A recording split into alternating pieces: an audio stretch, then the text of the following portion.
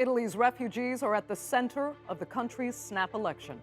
As Italians get ready to elect new leaders on September 25th, what could the next government mean for tens of thousands of people fleeing war and economic desperation? I'm Andrea Sankey, and today's newsmaker is Italy's far right.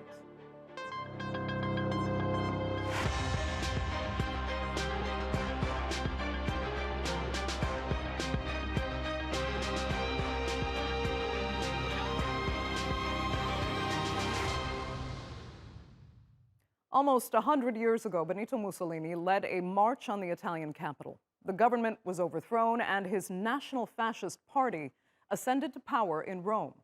Now, he may have been executed as World War II came to an end, but parts of Mussolini's political legacy live on and are praised by certain Italian leaders.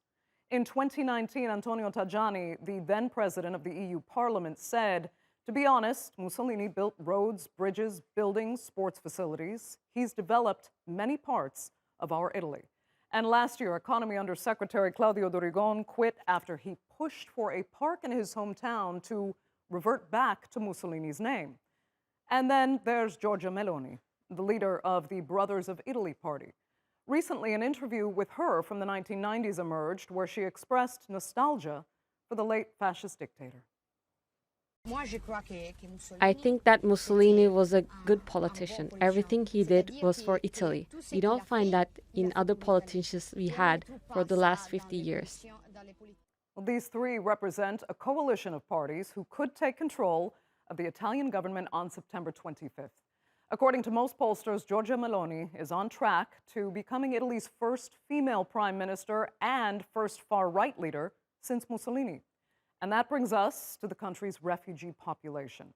When Italy's government collapsed earlier this month, Matteo Salvini, the leader of the far-right League Party, hit the campaign trail and headed to the Mediterranean island of Lampedusa, home of Italy's biggest refugee reception center. He called the site shameful and predicted Italians will soon vote and turn a page. Quindi qual è l'obiettivo? I have seen scenes here with children who should be elsewhere, pregnant women who should be elsewhere, young men who should be treated differently. This is not the civilized country I would like my children to grow up in. Well, the issue has always been a hot political topic in Italy, but with the refugee population growing sharply over the past few years, it's become ever more talked about. During this time in 2020, 7,500 people arrived on Italian shores. Last year, that number rose to almost 23,000. And this year, it's already at 30,000 people.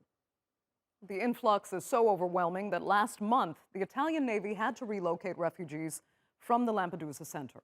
And there are a number of reasons why people continue to make the always risky, sometimes deadly journey across the Mediterranean Sea. From escaping economic collapse in Libya or Eritrea's dictatorship to the Taliban's takeover of Afghanistan. Whoever has the right to come to Italy comes by plane, not on a boat risking his life. Those who do not have the right do not come. Politicians like Salvini and Meloni say they have a solution to overcrowding at refugee centers: just end mass migration and begin deportations. So will this tough campaign talk produce a win at the ballot box and become Italy's official policy? Let's ask our panel. Joining me in the studio is Valerio Bordonaro. He is the EU and Foreign Affairs Coordinator for the Democratic Party and a former advisor to center-left Prime Minister Enrico Letta. In Genoa is Marco Campomenosi, who is a member of the European Parliament for the right-wing League Party. And in Messina is Eugenio Cusumano, an associate professor of political science at the University of Messina. Thanks all so much for being with us. Marco, I need to start with you because I have to ask just how much is kind of anti-immigration rhetoric actually resonating with the Italian public? What kind of priority is it? Well, it's an important priority. Of course, now we have other important issues coming from the war, coming from the economic crisis after the pandemic. But of course, the situation of immigration in Italy is also important because especially everyone, even people who is not supporting my party, has the feeling that Italy has been left alone. to manage a phenomenon which is very important, and for which Matteo Salvini, when he has been already Minister of Interior in my country, has demonstrated that we could have another approach. Because less departs means less deaths. This is what has happened in the Mediterranean Sea during the period Matteo Salvini has been appointed as the Minister of Interior. Only 10%, more or less, of people coming to Sicily or Lampedusa have the possibility to ask for being considered refugees. So for this reason, we would prefer, and we think that the best solution should be to make this check before the departs, because we have to avoid social problems in our cities in Italy, and also because the majority of countries, even leftist countries in the European Union, did not want redistribution, and even redistribution may also encourage more departs. This is what would happen. Okay, Valerio, I want to get your opinion on how much of a priority you think the immigration is for voters. But first, I actually want to look specifically at a tweet that the League Party's Matteo Salvini tweeted recently. He said, clandestines and fake refugees, drug dealers and rapists, everyone at home from the 25th of September. Do you think that resonates with the Italian public? And is that kind of fear-mongering working? Actually, I would say no. This time, this is not one of the topic of the electoral campaign. The war in Ukraine, it's way more felt by the Italian population, and the economic crisis and the inflation rate skyrocketing, or the gas crisis. Those are the topics that the Italian citizenship are listening to, and they're very sensitive to. I would say that Salvini and the Northern League, and partially also Giorgia Meloni, are using one of the topics that is in their side. Security and migration could be a detriment of security. But actually, this is not a topic for the Italian citizenship, and we are not really into that this year, this summer. Okay, Eugenio, it's interesting to hear Marco say it's not really an important topic for the Italian public, while Valerio thinks it is. As an observer and an Italian voter yourself, what do you think? Well, I do agree that the issue is not as salient for the Italian electorate as it used to be a few years ago. And yet, obviously, curbing irregular migration is a core issue for the two largest parties in the right-wing coalition that is set to win elections, both the Leagues and Brothers of Italy. So I expect the issue to be rhetorically upheld by both parties.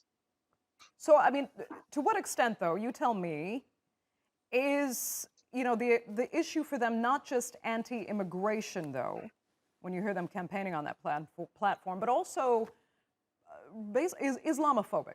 Let's just put it that way. It's about changing the fabric of Italy's Christian society, as Giorgia Meloni might put it. There is an element of that, but I think it has been downplayed a little. Of course, the rhetoric of both Salvini and Meloni is a little worrisome at times, but over the last few months, since they are expected to win elections easily, Meloni especially has shown a more moderate stance. They will definitely stand for curbing irregular migration, but they will try and avoid some rhetorical excess. On the other hand, Salvini, who is now a junior coalition partner, so to say, will probably try to replicate the same feats as that he already successfully leveraged when he was the interior minister back in 2017, 2018, and depict himself as the strong man against the irregular migrants invasion. I want to listen to something specifically that Giorgia Meloni said when she was talking about how the Italian right has been unfairly called fascist. The Italian right has handed fascism over history for decades now, unambiguously condemning the suppression of democracy and the ignominious anti-Jewish laws. So, Marco, let me come back to you. The Brothers of Italy party doesn't consider any of its platform to be a suppression of democracy, but they also define fascism specifically as anti-Semitic, which they say they don't subscribe to. What, though, about its anti-Islamic nature? Well, honestly, I believe that I expected that this would have been an issue during this campaign in my country, but honestly, it's something which is not so important for the Italian voters because no one in Italy would like to come back to fascism. Even people which could have origins in their families in support of this regime. Because, for example, I'm a member of a family which fighted fascism in my region, Liguria. My family origin is very different from the ones of some of the people of the brothers of Italy. But at the same time, I don't have any fear of the fact that there is a risk of it. Of course, you mentioned also the anti-Islamism, but this is something not correct in the fact that Italians are very open to have people collaborating, entering in our society, helping us in developing our country.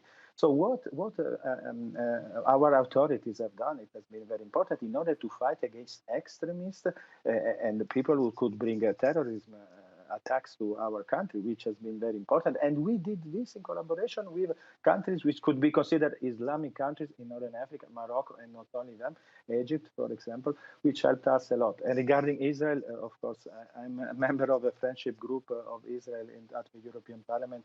So it's not an issue for me. And I even know very well that even brothers of Italy, of course, Lega, Matteo Salvini, any one of us is very close to our friends of Israel. So this is really not an issue. Okay. Valerio, is there no anti-Islamic sentiment among the Italy's far right, in spite of what we've heard? Go ahead. What can I tell is that, xenophobia is a typical trait of these illiberal regimes or illiberal parties. And the link between the fascist party in Italy and those movements in of the far right is very clear. It's written in history. The point that they're moving from being anti-Semitic to Islamophobic, it is exactly the same thing. It is xenophobia, and it's used in order to create a populist sentiment among the people. It's fear. It's the most antique political technique that they're using in Italy. And, well, I understand that the family of Marco Campomenosi could be an anti-fascist family, but the point is that Fratelli d'Italia is the natural legacy of the National Fascist Party. Right. People point that out, I mean, especially given their logo, which goes back. Exactly. They don't want to change that. But, I mean, do you agree that Italians are open to people of all cultures? Because when you have political leaders that constantly remind people and their audience and the Italian public that they are specifically Christian, sono cristiana. She said that, Giorgia Meloni, time and time again. It was even made into a pop song because it was so repetitive. Do you think really there is this openness, or are they just trying to say that to cover up the prejudice? Let's say it politically correct. The Italian people are open people. Then, you have this opinion leader, as the politicians are, that tends to create different sentiment in order to use it for the vote. So, Giorgia Meloni, I don't know how is she, if she's an open person or not. Okay. Eugenio, if we look at what the right has proposed to do with migrants, particularly in areas like Lampedusa, they say they would like to deport them, but how much can they really do? If they do take power and they can change the actual policy, what can be allowed legally given international law and EU law that Italy is obligated to adhere to? I think delivering on the promise of curbing irregular migration is going to be a challenge.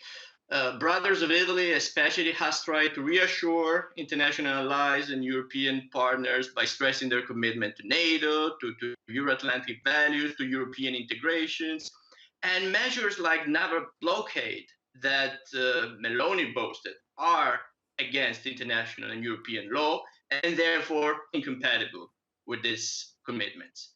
Any Italian military mission that would enforce such a naval blockade in order to comply with European and international law would actually be forced to rescue migrants and process their asylum applications in Italy. Not doing so would amount to an illegal pushback, which is an illegal action that Italy has already been condemned for by the European Court of Human Rights back in 2011. So I think that the right-wing government will probably stop short of a naval blockade and basically continue with the extra anti-immigration rhetoric, perhaps, but continue along the same lines as Italian policy has been so far. That is relying on the Libyan Coast Guard as a proxy to intercept and return the migrants to Libya, maybe step up the criminalization of rescue operations, and try to increase the return of illegal migrants. But I do not expect any of these to actually yield major results when it comes to reducing irregular flows to Italy. Quickly, though, do you fear that their inability, because of the laws that are imposed, particularly via the EU, their inability to block migration and illegal immigration, could drive further anti-EU sentiment, which they already obviously provoke? Possibly, but the new government will have to make a balancing act. They will, of course, have to deliver, or they will have to try and deliver on the promise of being tough on migration, but at the same time, they will also have to reassure international and European allies and reassure, by doing so, the economic elite that would expect the new cabinet to behave responsibly. So they're walking on a thin line. They will have to show some results when it comes to irregular migration, but they would have to stop short of clearly breaking international and European law, which would cause frictions with European institutions and partners. Okay. Marco, if you had a comment, go ahead. But if not, I'd like to actually move on to another issue involving your party. Go ahead. No, very briefly, very briefly. Matteo Salvini every month has to go to Palermo because he's on trial of kidnapping.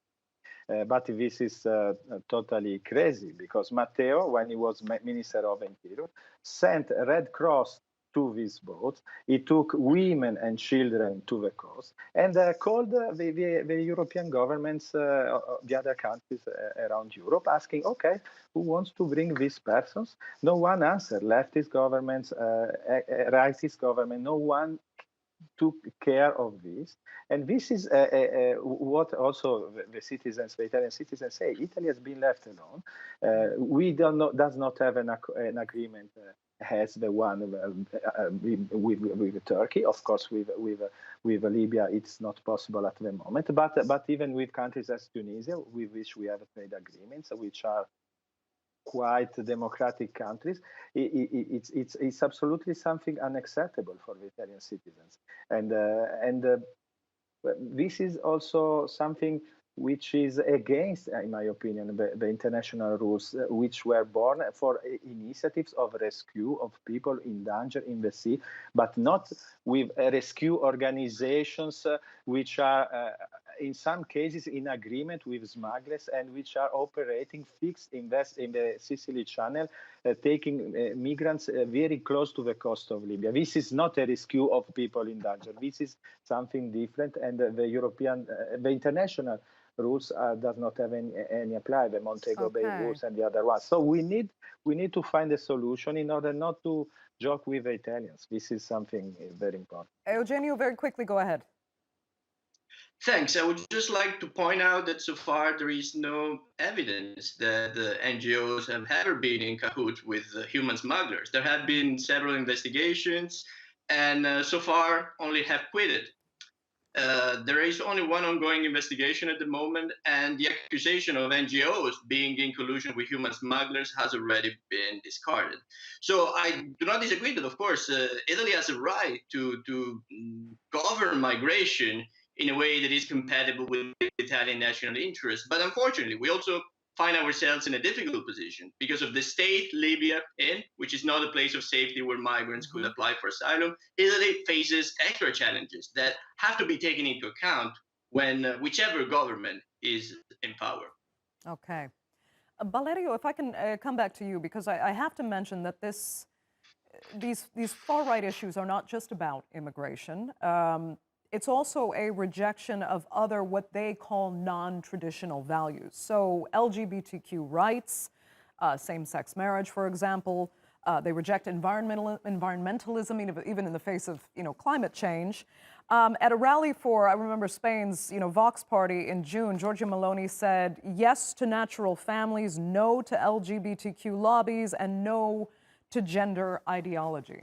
How is that resonating with Italians? Well, actually, the point is that when you have huge problem like migration is a global crisis, is a global phenomena, or the change in familiar habits, that it's something that goes in the lack of power of Christianity throughout the society. When you have this huge phenomena, there's two possibilities. The first one is try to govern them, opening up, and the other one is to reject it.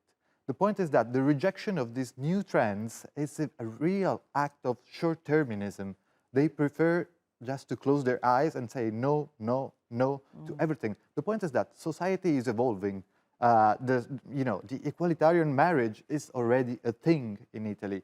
Or we know that due to climate change and due to wars, global migration are a fact already. And millions of people will move north because the southern of the world is getting dry and with very few possibility to let these people survive. So the point is this, the far right is trying to close the eyes of the people and say, we can come back to the good old times. And of course, this is very comforting for people saying, okay, we'll go back. The point is that history doesn't go back. That's it. We are in a new era, we are in a new century, and things is that they're complex, and we need to cope with them. Okay. That's it.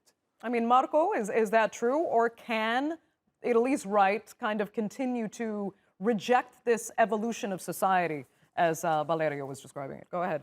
The fact is that our friends of the leftist parties in Italy, they speak from quarters or parts of our cities where there are not these problems. Lega is taking votes from those quarters where this conflict is every day open. Now we have the phenomenon of the unaccompanied minors, which are arriving dozens every day in every city in Italy, and they have to be supported, but they are 16, 17 years old. They are creating a lot of troubles. Not of them, of course, many of them want to be integrated, but these phenomena with no rules are creating troubles, especially in those social areas which are already affected by big problems. And there are not only Italians suffering for this, but also legal immigrants, all those people which are already working in Italy since many years. They say, hey, Marco, we have followed all the rules, but why we did this? Now these people is not following rules. They do everything. They are paid to stay here. They can do everything. They rape our girls. And these things are happening more and more every day. This is a social problem. Even my political party is having more and more votes in these parts of our cities because we feel these things. We can see these problems and we try to manage these things. We are a ruling party. We are at the government in 15 regions in Italy on 20. The regions have also important roles in our country. We also were in the government with President Draghi. We have been also in a government even in this term at the beginning. So we don't say this because we need more votes. We have enough votes. It's not that issue. Marco, if you don't mind, we only have a minute left, and I want to end, if it's possible, on a slightly lighter note and ask what your right-wing could-be coalition actually thinks of someone like Kabe Lame. And I hope you know who he is, because he's a Senegalese Muslim who moved to Italy at the age of 1. He considers himself Italian, but he just got Italian citizenship after 20 years. I mean, he is now the world's, not just Italy's, the world's most followed TikToker, and he is exactly what parties like yours actually want to keep out. He had he had all the social rights. He could go to school. He could do everything. And then our rules will say that after your major age, now you're looking at blocking those same West African Muslim immigrants and deporting them before they can properly apply. No, there are cases and cases. In my opinion, this kind of immigration without any rules of people coming with smugglers, making money. Smugglers are making a lot of money. this is something which is not good. And for the same reason, France is bringing them back to Italy, because they say, you are the first arrival country. We have Dublin agreement, and then you have to take care of these people. Why Northern European countries are making cherry picking of engineers from Syria and are not taking people in Mediterranean? Fair enough. Valerio, quick final words. Yeah, the point is that, so the example of Kabi, the far right is saying no to migrants, no to the change in society, no to mixing, our culture with others. But actually, it is already happening. And the point is that we have deprived Kabi to vote for 2 years because he was not an Italian citizen. Okay.